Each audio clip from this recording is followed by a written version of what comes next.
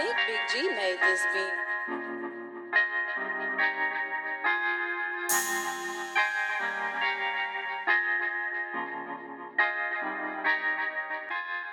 Yeah, sure, we hit man, like, we hoop with LA was that's when he was at St. Mills, so he was dog. My nigga. Speaking, that's crazy, because look, I got this is me in LA right here. Yeah. This in Kelvo backyard and shit. Oh, that's hard, man. Yeah, man. So, Oh, boy, as long as in LA, yes sir, for sure.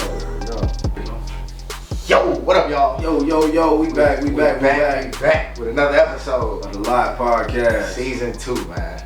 Before we get started, man, we need y'all to like, Follow, share, leave that 5-star review. leave a 5-star review, man. And hit the bell. Hit that man, tap that bell, y'all. And most importantly, man, don't forget, man, make sure y'all tell a friend, Tell a friend. to tell a motherfucking friend. Pull up. The Lot, Season 2. Tonight, right? Got with us here, actor, entrepreneur, businessman. He's a man of many talents, as we would like to say. You know, I'm here with my boy Elliot. Pleasure, man. What's the word, my boy? How you doing, Good deal, man. Shit, man. Chilling, bro. Good to see you, bro. Welcome, bro. Welcome. Like, wow. Man, so what you been on, Thank you bro? for having me, man. Definitely. Definitely like the setup. Appreciate that, y'all. bro. I appreciate it. So, man, so we trying to, man, just trying to give people the platform, man. Come pop their shit, though. Talk about what the things that they do. So, Ellie, for the people that don't know you, feel me? Like, they don't know what you do, give us a little insight of, what it is that you do. I'm a senior accountant. As far as the career aspect of it, I do some acting work on the side, and I am the owner of DianesGrill. It's a self-converted food truck from a FedEx truck. So, snap. yeah. Yeah, so talk to us about that. Yeah, like process. how you even get the damn FedEx truck in the first place? Like, you went to a fleet or something? Like, how'd that come about? Yeah, it was just the idea, really. To start, really, is DianesGrill. So it was a tribute to my grandmother. Her name is Diane. So I started off with just looking for food, different like step vans. Rather if it was a Penske or a FedEx truck.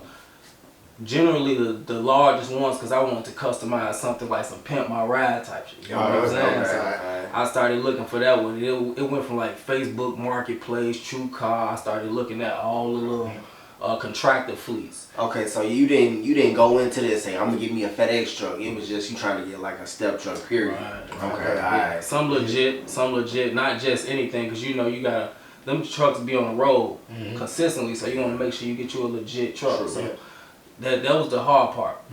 Putting in the homework, trying to get you a legit truck that's gonna last longevity. Right. So that's when I put in most of the work. Once I put in that groundwork, I already knew how the foundation was gonna be laid out, because I had the vision of it. Sure. So I just went in from there. Yeah, okay. That's dope. So talk to us about the process of like setting something like that up, though, right? Because I know did you do all the work yourself? Did you like hire people to do the work to making a trailer? I kind of seen the video, Right, so yeah, it intrigued me about it. So yeah, so I did not do all of the work myself. I put in some work, what I'm saying, for sure. The designs, everything was me. Obviously the color, the colors. I hired a guy to draw the logo, but I picked the logo, and as far as like the carpentry work, I hired people because I wanted to ensure that I had everything correct, like my gas, my plumbing. So you know what I'm saying, because them inspections you want to be on point with it, make sure you pass it up. For sure. That makes sense. Okay. I'm in everything for longevity. So you get a restaurant, any place, you gotta spend like booth rent or rent. You know what I mean? With a food truck, especially when you get a reliable food truck, you ain't gotta spend no rent on it. Yeah. You know what I mean? And now you starting to build that generational wealth, because now you got something of ownership. It's like a restaurant that's gonna always live on, pass to your kids, whenever.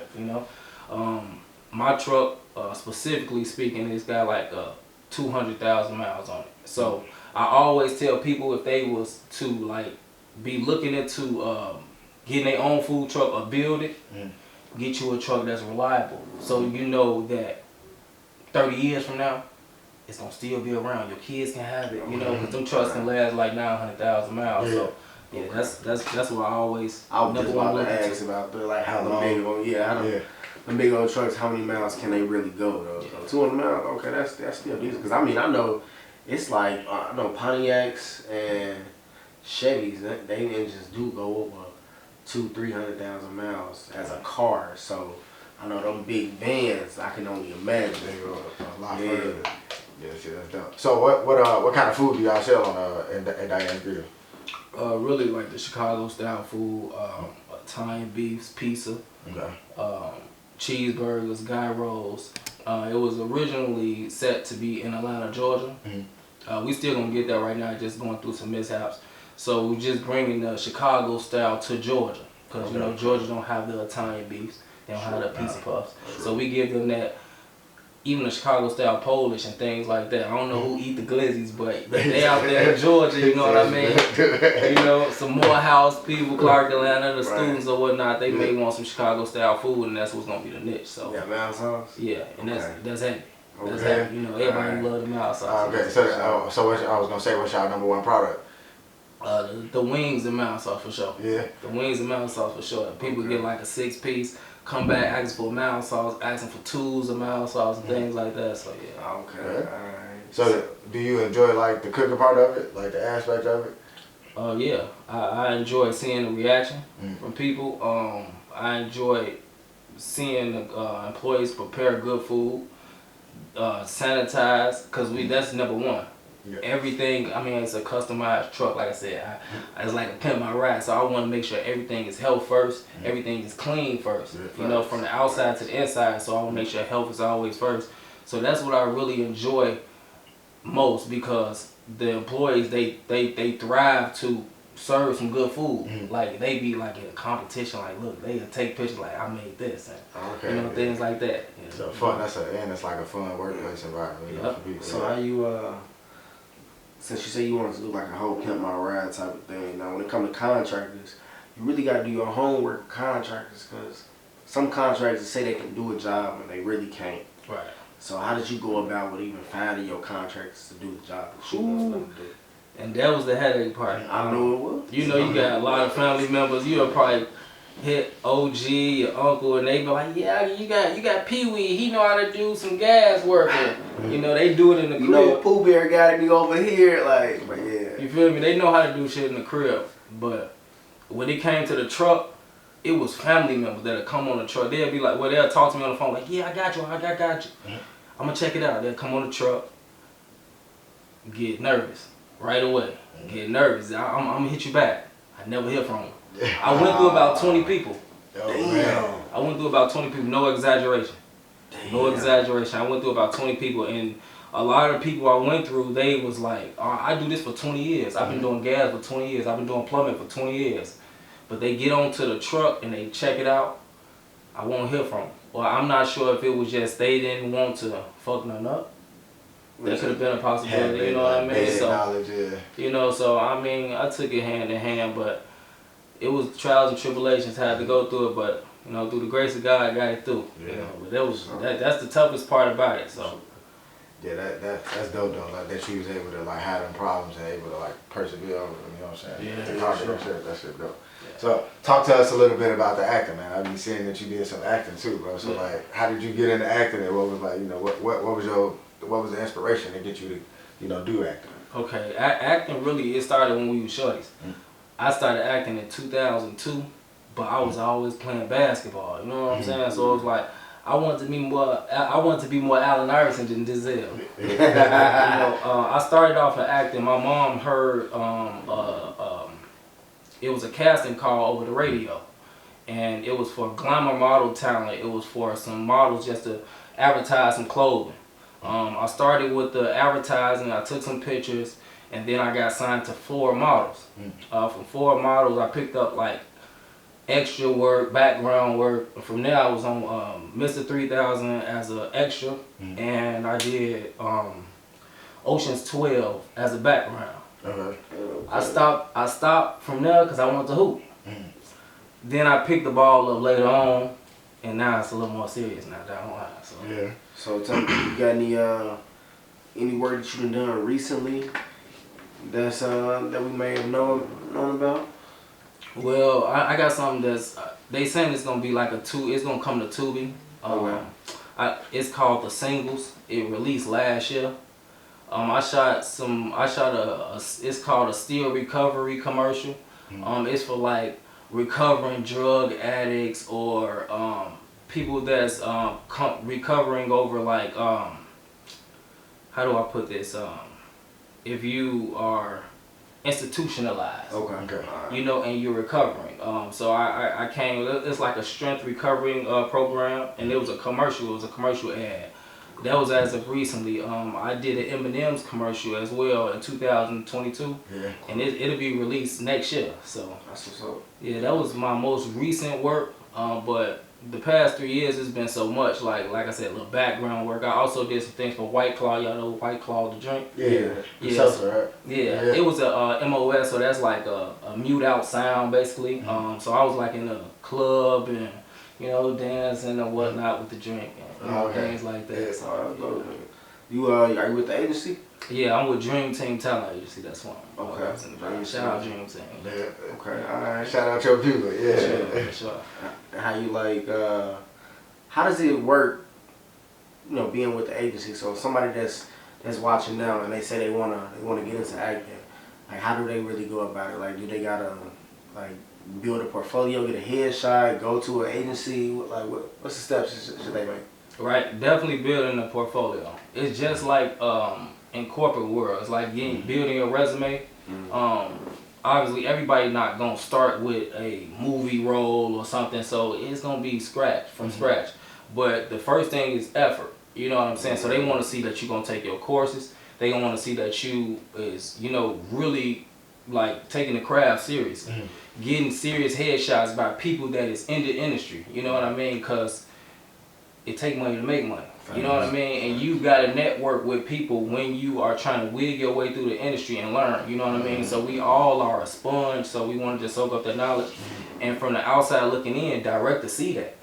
You know what I'm saying?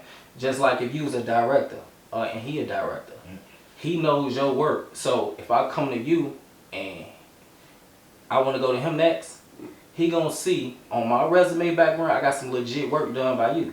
Fact. Okay. You know what I mean? Yeah. So it's like now you know I'm serious. You know what I mean? So it's like start with headshots, building that portfolio, and then submitting to the agencies that you feel is best for you.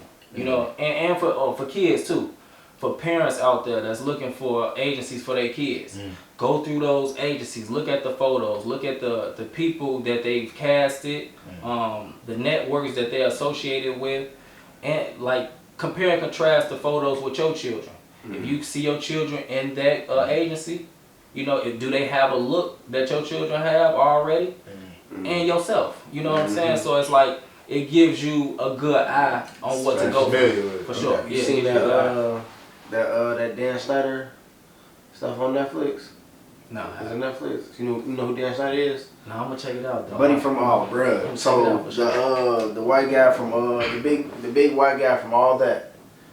Okay. Right?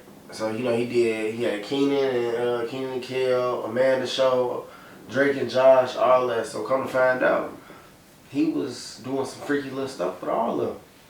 Well, not all of them, but about 70% of them. And then Drake from Drake and Josh, he was messing with him like legitly molesting that man. Oh wow! So he was getting Orlando Brown situation. No facts. Yeah, that shit is like for that to like go on is like nuts. Yeah. Like I'm scared from even like my son. He be talking about wanting to act and all that, but I'm scared even. Yeah. You gotta be really hands on with it.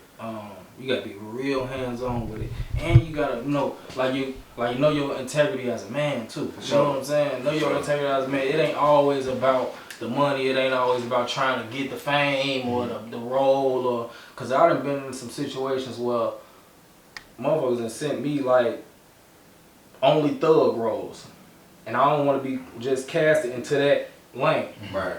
I also had situations where a motherfucker sent me. I'm not gonna say. Excuse me. I'm not gonna say like a homo role, but I can recall a script saying, I robbed a guy for his wallet, and I handed him his wallet back, and it said, and their fingers had a flirty spark. I took the script. I said, hold on, ain't no flirty sparks going on between on me. You know what I'm saying? Hey, but you just made me like, because I was about to ask that question next. Like, have you ever been presented with a role that you just do not agree with, but it may be a pay? Yeah, and that'd be hard for a lot of actors because it's the craft. You know what I'm saying? Sometimes, like most of the time, sometimes you have to zone in on the craft. You know what I mean? And put your personal ego aside. Sometimes, this one sometimes come in because our integrity as a man weighs more than any role or money. Because I know myself personally, and I'm with the agent. I'm not selling that for nothing. You know what I'm saying? Because I have children. I have 2 daughters. And I have parents. You know what I'm saying? God-fearing parents on top of that. So I would never just be like, I'm finna get in the bed with this man and be doing this or whatever for a role, because it's never that serious. My God is watching as well, so I'd be like, no, I'm not finna. You know what I mean? So so I always look at it like, okay, it to each his own. You know what I mean? I mean, I still look at it as I take the craft very serious. But I look at it as, okay, my integrity as a man weighs a little bit deeper. So some things I understand, like, okay, yeah, I can enhance my craft on learning some different things, but if it's something that is swaying away from what I'm going for in my future, I'll sit down with my agency and I'll tell them, like, listen, I'm not against nothing, you know what I'm saying? I'm very comfortable in my skin. However, I'm just not comfortable being presented these roles. Because that's just not for me. You know what I'm saying? And that's for any other actor out there or actress that wants to go about it in a professional way and not like, have anybody feel deemed or, you know what I mean? Like, so. So like, are you in a relationship? No. No? Okay. Damn. We can edit this out. Anything off topic? No, nothing. No, you good. Okay, alright. You good. Justin asked. The wall shit. Yeah. So like, you said you're not in a relationship? No. Okay, alright. So have you ever been in a relationship when it comes to this acting role and you have a scene or something like that when there's a kissing scene or something like that?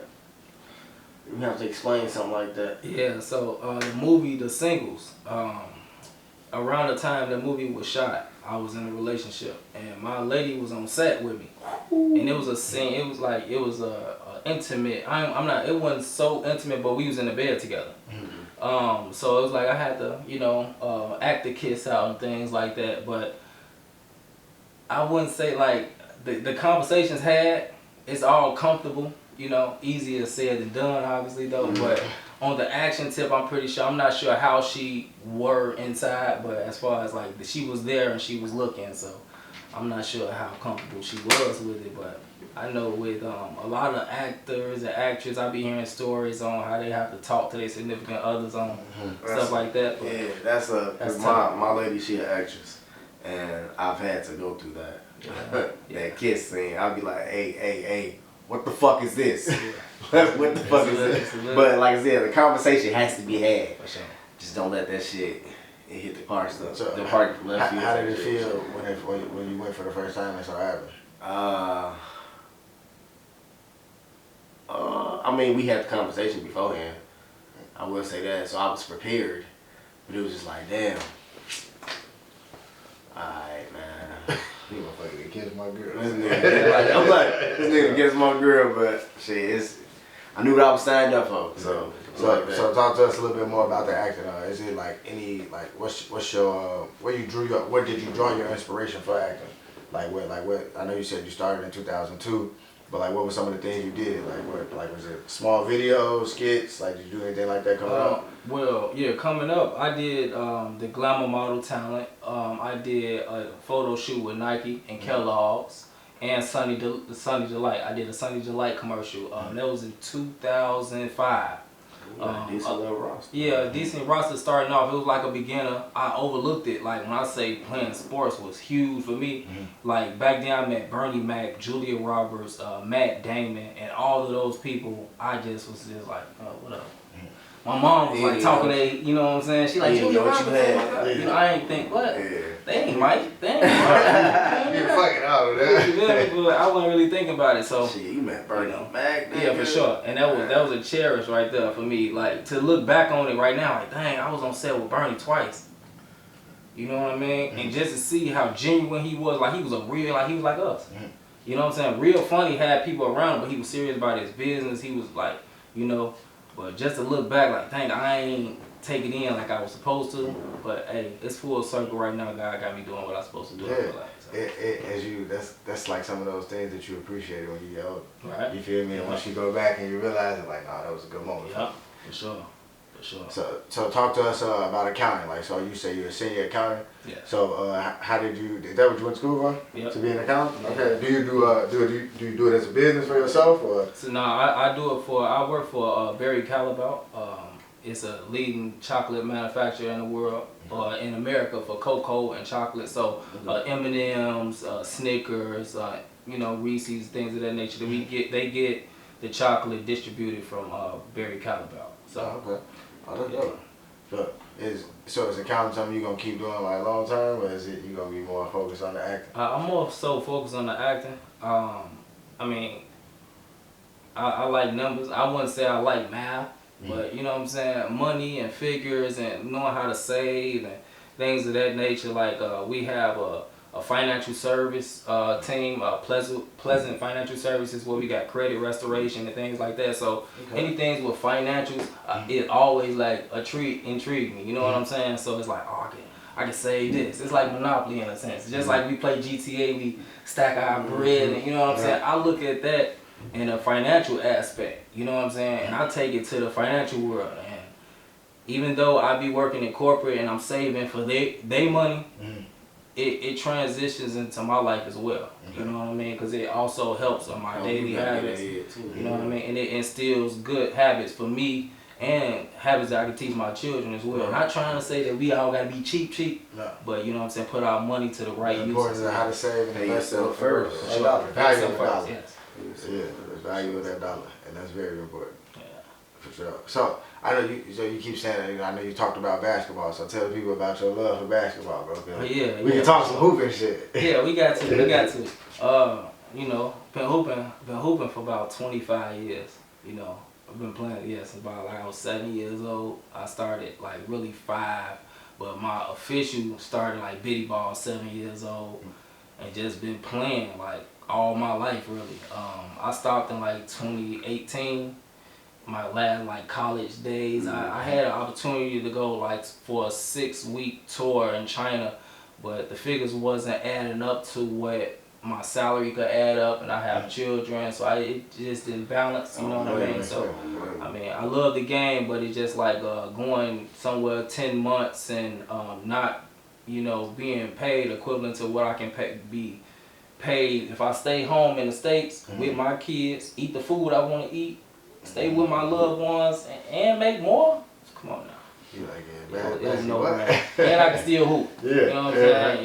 Y'all holler at y'all when y'all come back overseas. You know what I'm saying? From overseas, we can hoop. So Dan, talk about a little bit about growing up, like, you know, from in your neighborhood, our neighborhood, Bellwood shit, and hooping and shit. Like, talk about that, because a lot of people, we don't get our credit for hooping, bro. Yeah. And we had some dogs like in our era, bro. Dog, still got some dogs. For sure. Yeah, the Woods definitely bred it like some of Chicago's greatest talents. Like, truthfully, the most determined talents too. Like, you know, we got a lot of people from our area that, you know, then played in the league, played in the NFL, you know, doing big things. All from a small town in the west suburbs. You know what I'm saying? Right. We all competed against each other, so, you know, just the inner circle of just that competition in the suburbs, like the west suburbs, it just pushed all of us to a lot of great things in life, I feel like. Whether it fits like sports or what we do. You know what I'm saying, on our day-to-day, because back then, that competitive nature and that determination is what pushes us today. You feel what I'm saying? So the sports are always competing against each other, and it was always friendly competition. Yep. Like just going around different, like, cause you know some of us was in Hillside, some of us in Bellwood, but we going around playing each other in the town. Sometimes we come pull up over here and play, but it's always like We just trying to compete against each other. That's how all the school games used to be cracking so hard. Mm-hmm. Yeah. But they say iron sharpens iron, bro. Facts. So like between the food truck, the accounting, hooping, and even the acting, what has your complete undivided attention? Like which one you gonna drop? Like if you had to drop one, or if you had to drop several just for this one venture that you have going for yourself, which one would it be?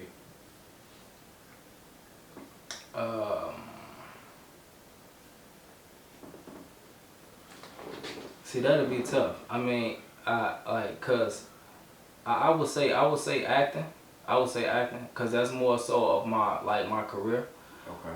But even with acting, I would use that as a tunnel for different avenues. Like I just see, like even with the food truck, I want to do like non-for-profits. Like we gonna have different programs for homeless and programs for college students too. You know what I'm saying? For discounts and things of that nature. If I was to ever get fortunate enough and get like youth centers for kids and teach them financial things and stuff like that, so I try to use, it'll probably be acting for the most part, because that'll probably be more where I can get more fortunate at, you know, to do the things that I want to do for the people that I love and our people in general. So for sure that'll just be the acting. I always say this too, this is one thing I say, like I prayed to go to the NBA. I used to pray to go to the league, and it's like I ain't go to the league, but God is leading me.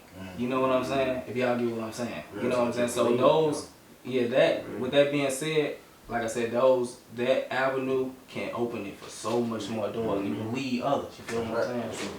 So how important is it having faith in like being an entrepreneur? Huge faith, because sometimes you ain't gonna bring in nothing. You gotta have faith. You gotta have faith, and that's with everything. But you gotta have faith in the entrepreneur world. Like some days gonna be super tough. You're gonna want to give up. It's gonna be multiple days too. You know, ain't nobody gonna start off like, you know, some days you're gonna be like, man, my overhead is killing me. I'm not making shit. Yeah. You know what I'm saying? But you gotta keep that faith strong. Keep putting in the correct groundwork. You know what I mean? And just know quality over quantity. You know what I mean? And then just keep remaining like strong and keep your faith strong. So. I definitely agree with that, because them days when it's slow, you like, fuck. Yeah. But then when you stay consistent and that shit start paying off, days, like, okay, man, bro, days, months, man. Some people go years, bro. Like it be your time and just how you do it, but you gotta stay consistent, and that consistency gonna bring out a lot more. So talk to us about what you got coming up, bro. Anything like any events coming up? I auditioned for a few shows. A few shows that's actually gonna be on Netflix. Well, I ain't gonna say a few. Two. I got two auditions. I wouldn't say it's a callback, you know, but I'm like I said, we just said face. So I'm keeping that face manifest. Absolutely. So I can't speak on titles right now for contractual purposes, but I could tell y'all that it's on Netflix. It's through my dream team. You know what I mean? So, you know. Hopefully, God willing, I'm gonna land something big very soon. It's coming. You already spoken in existence. So what's the, give me, if somebody asks you, like, you know, what's the vision for in 5 years for DianesGrill with the food truck? What's the vision? Multiple locations. We look to expand from like I said, ideally we was gonna be in Atlanta. We look to be in Houston. From Houston, Florida, California. And just continue to expand with it. Okay. Excuse me. So y'all gonna be traveling with the truck to these locations, doing it like that? No, I'm trying to get multiple trucks. Yeah, oh, that's gonna be hard. Yeah, so it'll be like a franchise thing for the most part. It started off as an idea, start to just build and grow. So. Okay, that's hard, bro. Let's do it, man. So shit, before. DianesGrill Facebook and DianesGrill Instagram is DianesGrill on Wheels. Yep, that's it. Alright, make sure y'all tap in, follow, tap in with DianesGrill, man. Make sure y'all follow. Tap in with my boy EP, man.